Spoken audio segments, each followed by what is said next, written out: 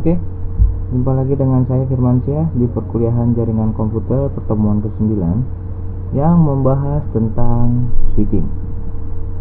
Untuk dapat mengikuti perkuliahan kali ini, kalian dipastikan telah melakukan instalasi software Cisco Packet Tracer.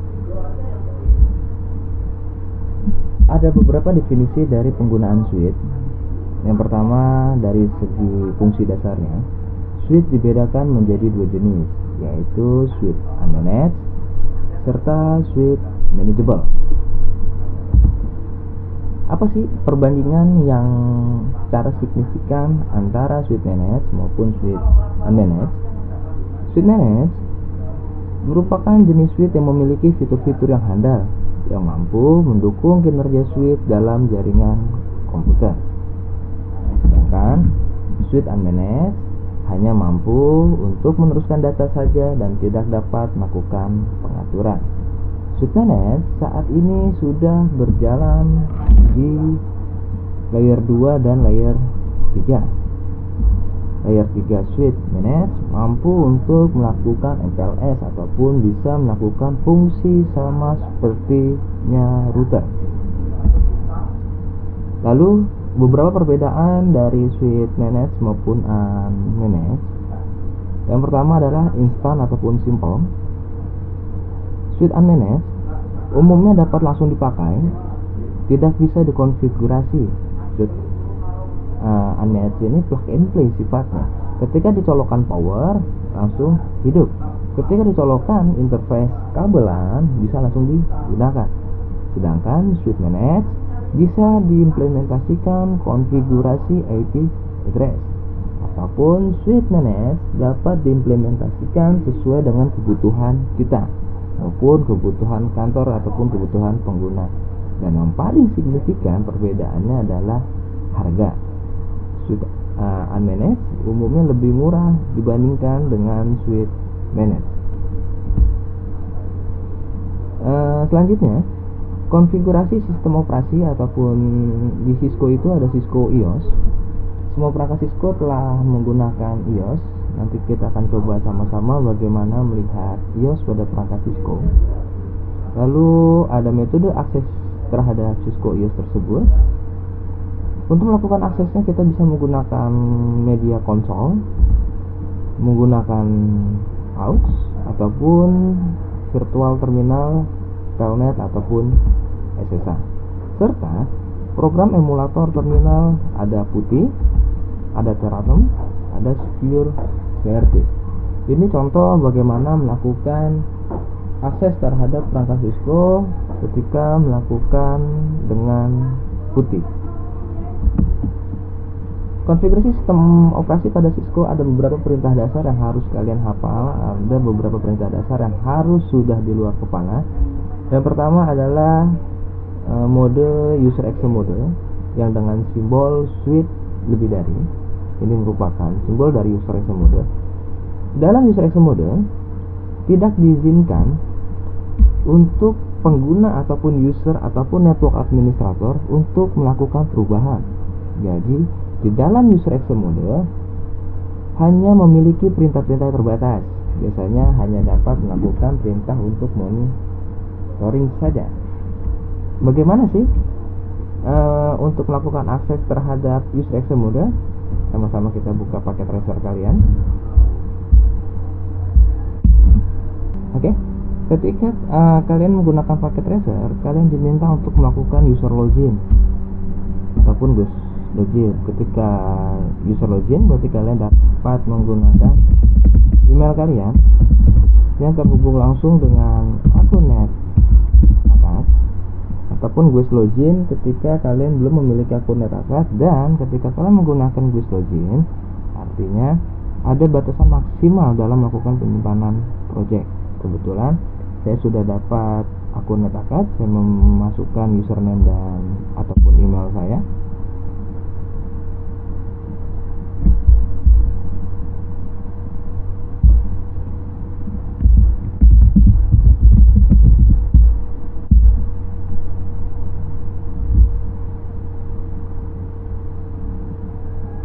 Lalu bagaimana untuk melihat user exe mode tersebut.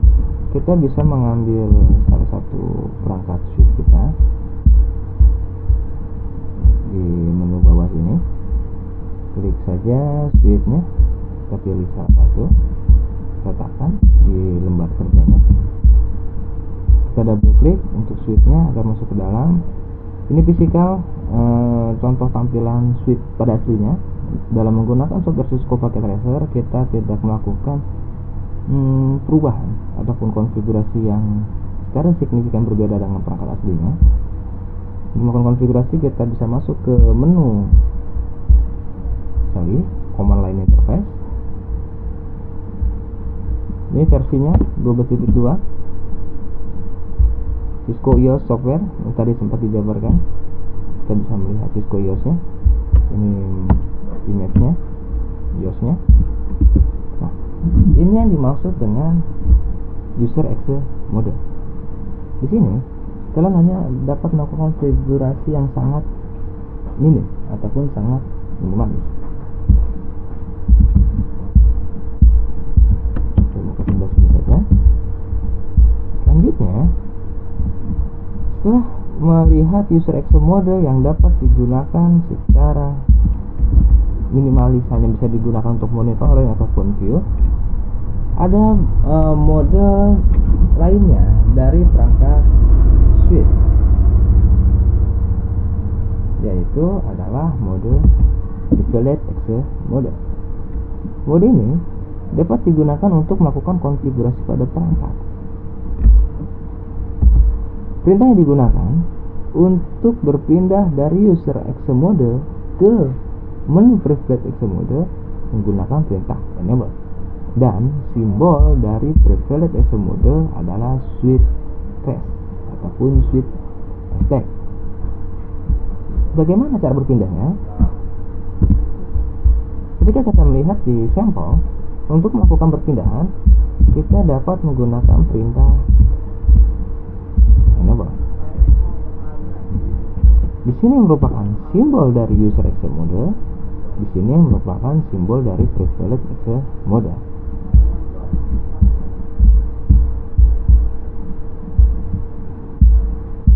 Selanjutnya, perintah yang digunakan untuk berpindah dari Privileged Exe mode ke dalam mode konfigurasi global dapat menggunakan perintah configure terminal. Nah, pada mode konfigurasi global ini, semua konfigurasi dapat diimplementasikan secara maksimal. Berikut contoh penggunaan konfigurasi yang digunakan dalam melakukan perpindahan dari mode Privileged Exe mode ke dalam mode konfigurasi global, yaitu menggunakan perintah configure terminal. Kita coba sama-sama. Gunakan perintah configure terminal. Di sini kita sudah masuk ke dalam mode global konfigurasi ataupun ke dalam mode config. Oke, selanjutnya bagaimana cara melakukan konfigurasi dasar pada perangkat? Nama perangkat kita lakukan untuk memungkinkan perangkat untuk diidentifikasi oleh seorang network administrator, dan hal ini sangat penting juga harus ditampilkan dalam pendokumentasian sebuah jaringan.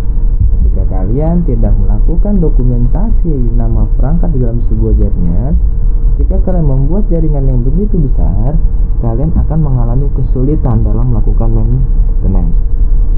Untuk dapat melakukan konfigurasi terhadap perangkat, dapat menggunakan huruf dan tidak mengandung unsur spasi, dapat menggunakan huruf, angka, ataupun tanda baca. Berikut contoh konfigurasi dalam pemberian hostname. Configure terminal, hostname EMY1.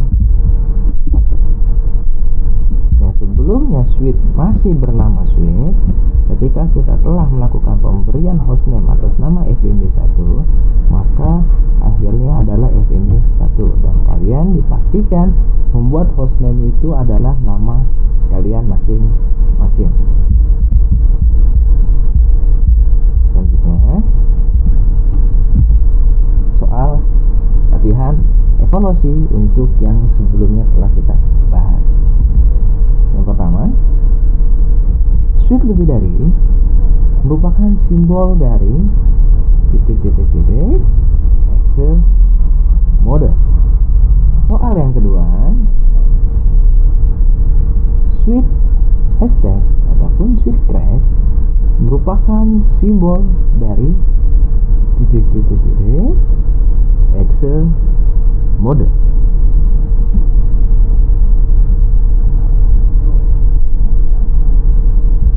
Soal yang ketiga, konfigurasi yang digunakan untuk berpindah dari user exe mode ke prevalent exe mode adalah perintah yang digunakan.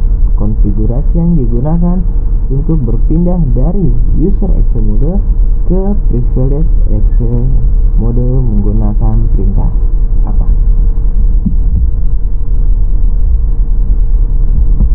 Nah, ketika kita sudah bisa melakukan ataupun kita sudah memahami user exe mode, prevalent exe mode, global mode konfigurasi, kita juga harus mengamankan perangkat jaringan kita. Untuk mengamankan akses terhadap perangkat, kita harus mengamankan minimal 2 kali ataupun 2 lapis, yaitu mengamankan akses prevalent exe mode serta mengamankan user exe mode, dan dipastikan konfigurasi sandi. Gunakan password yang kuat, hindari penggunaan password secara berulang. Jadi password untuk akses ke Cisco-nya apa, akses untuk ke exe usernya seperti apa, password yang kuat itu seperti apa. Password yang kuat jangan menggunakan password tanggal lahir. Contoh, banyak sekali teman-teman kita menggunakan password itu, contoh tanggal lahir saya, contohnya tanggal lahir saya 17 bulan 1 2019, ataupun dibalik 2019 12 01 17. Jadi usahakan menggunakan password yang kombinasi huruf besar huruf kecil. Kita bisa menggunakan password contohnya P4SW0RD Cisco. Semakin sulit password yang kalian buat, insya Allah akan semakin aman perangkat yang kalian gunakan. Namun jangan sampai password ini kalian tempel juga di sticky, karena sesulit apapun password yang kalian buat, ketika kalian publish pun juga tidak ada faedahnya. Oke?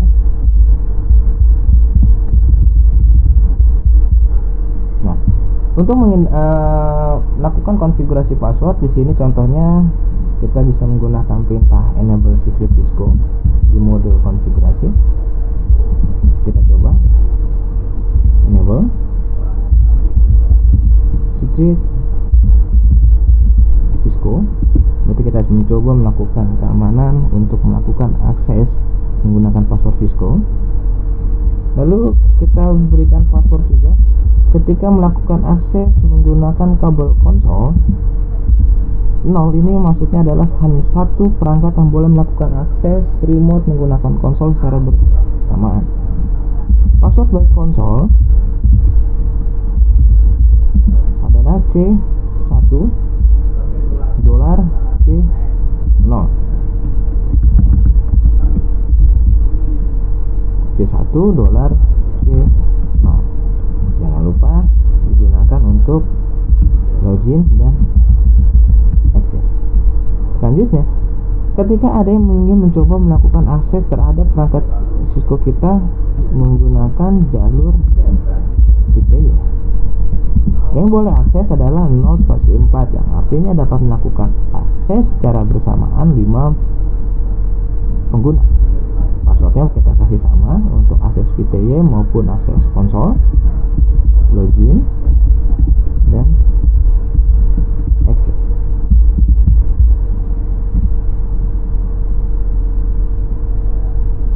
Lalu untuk pembuktiannya seperti apa?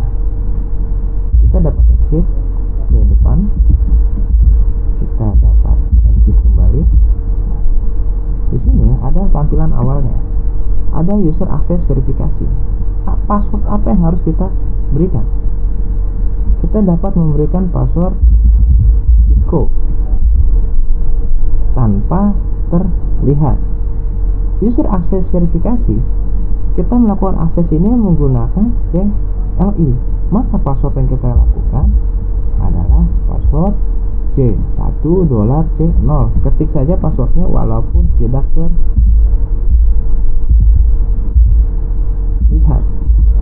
Masuk. Lalu untuk masuk di dalam user access mode, kita pun juga nanti diminta verifikasi password sekali lagi. Passwordnya apa? Passwordnya adalah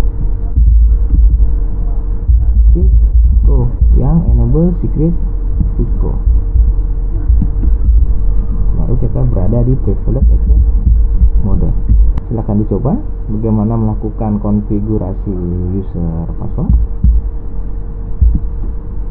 Selanjutnya, untuk dapat melakukan enkripsi terhadap password, Cisco IOS menampilkan password dalam bentuk teks biasa saja secara defaultnya. Jadi ketika kalian tanpa melakukan enkripsi, password kalian tuh terlihat. Bagaimana sih untuk melihat password itu? Kita bisa menggunakan perintah show run. Kita turun ke bawah.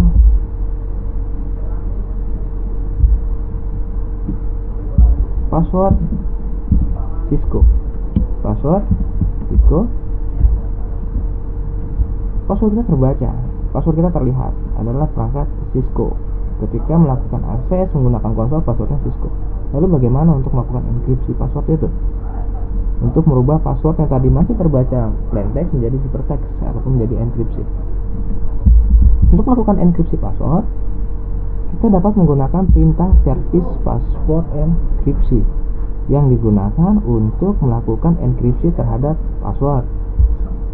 Sekali lagi, untuk dapat melakukan konfigurasi, kita harus berada di mode global konfigurasi. Kita masuk ke dalam configure terminal, service password enkripsi, and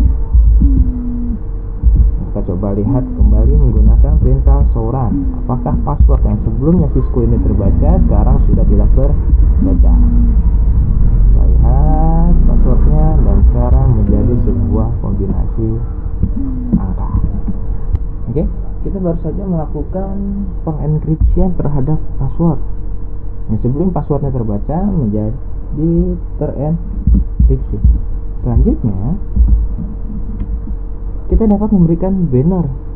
Banner itu gimana? Notifikasi ataupun kata-kata yang mengisyaratkan bahwa login dikhususkan oleh untuk orang tertentu. Biasanya sering digunakan untuk pemberitahuan hukum ataupun hak akses. Apa sih perbedaan ketika kita telah melakukan banner ataupun tidak? Kita coba exit kembali. Nah, ini yang disebut dengan banner. Nanti di bawahnya ada banner. Password yang tadi dapat kita gunakan untuk konsol adalah C1 $C0 enable Cisco. Untuk memberikan banner, kita dapat menggunakan perintah sekali lagi harus berada di dalam mode konfigurasi. FNY1 di dalam mode konfigurasi, berarti kita masuk ke configure terminal dan masukkan banner mode. Kita mau tulis apa? Bebas, dan dipastikan harus berada di dalam tanda kutip 2. Selamat datang Firman Syah. Kalian bisa menulis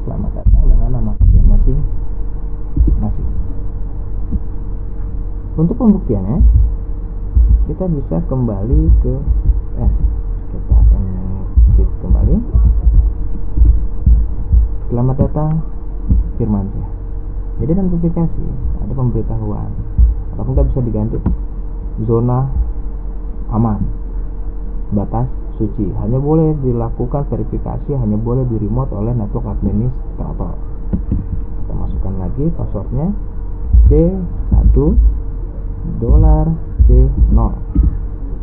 ini 1 enable Cisco.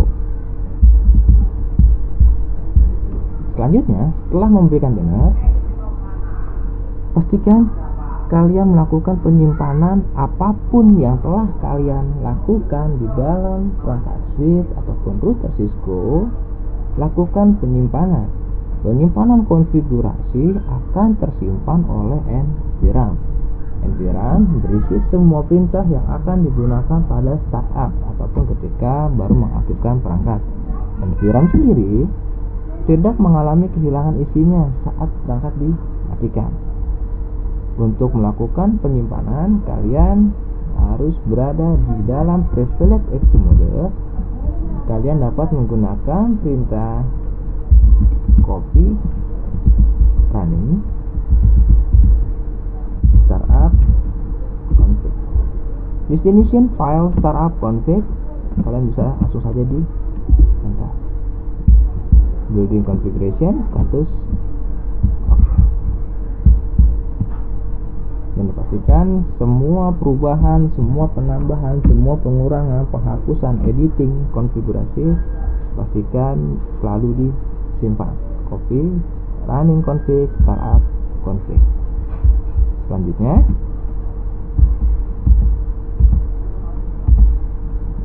tugas nomor 4, konfigurasi yang digunakan untuk melakukan enkripsi password adalah, jika tadi teman-teman telah menyimak video, teman-teman akan mengetahui konfigurasi yang digunakan dalam melakukan pengenkripsian password. Lalu soal yang kelima, konfigurasi yang digunakan untuk memberikan banner adalah, berarti kalian bisa menjawab bannernya menggunakan bla bla bla bla bla nama kalian. Soal keenam, konfigurasi yang digunakan untuk melakukan penyimpanan di dalam NVRAM adalah,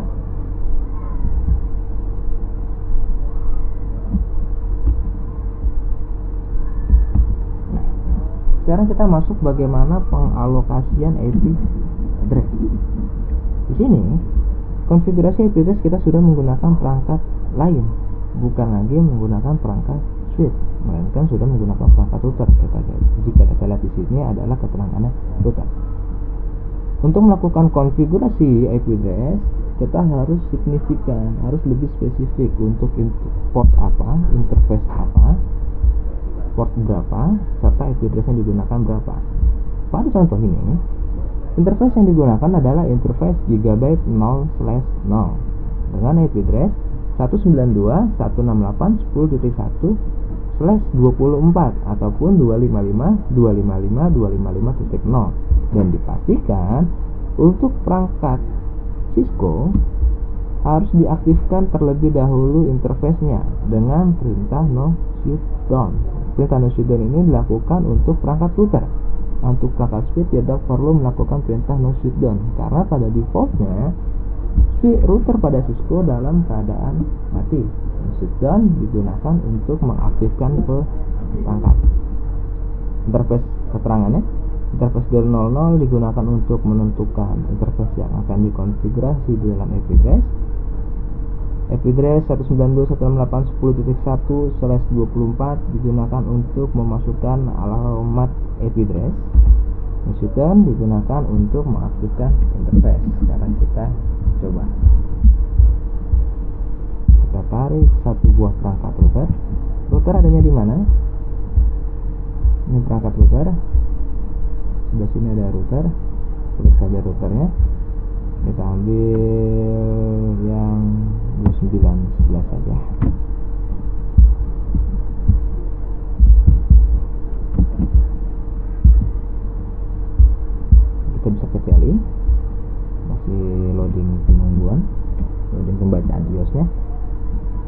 Sampai sini kita bisa tekan no saja. Nah, di sini dalam router. Sama di sini adalah mode user exe mode. Kita harus masuk ke dalam private exe mode menggunakan perintah enable. Harus masuk ke dalam mode konfigurasi menggunakan perintah configure terminal. Dan kita bisa melakukan konfigurasi IP address. Jadi perintahnya adalah interface G00. IP address nya adalah 192.168.10.1. Apakah 10.1 tadi? Oke, 10.1 255.255.255.0 dan pastikan pengaktifan terhadap interface tersebut. Shutdown. Kita bisa N untuk kembali ke menu private exe mode dan copy running startup config. Untuk melihat apakah konfigurasi kita telah tersimpan, kita dapat menggunakan perintah show run untuk memastikan apakah interface G00 telah terdapat IP address. Oke, dan selanjutnya ketika telah melakukan konfigurasi IP address terhadap router interface G00, maka selanjutnya adalah kita kembali ke soal latihan. Soal nomor 7. Konfigurasi yang digunakan untuk memberikan IP address terhadap interface G00. Akan tetapi, dengan alokasi IP address 172.168.10.1/20 adalah jika sebelumnya kalian telah melakukan konfigurasi IP address G00 dengan alokasi IP address 192.168.10.1/24, maka sekarang bagaimana cara melakukan konfigurasi IP address untuk interface G00 tapi dengan IP address 172.168.10.1/20. Nah, konfigurasi dasar perangkat selanjutnya terdapat pada jaringan klien.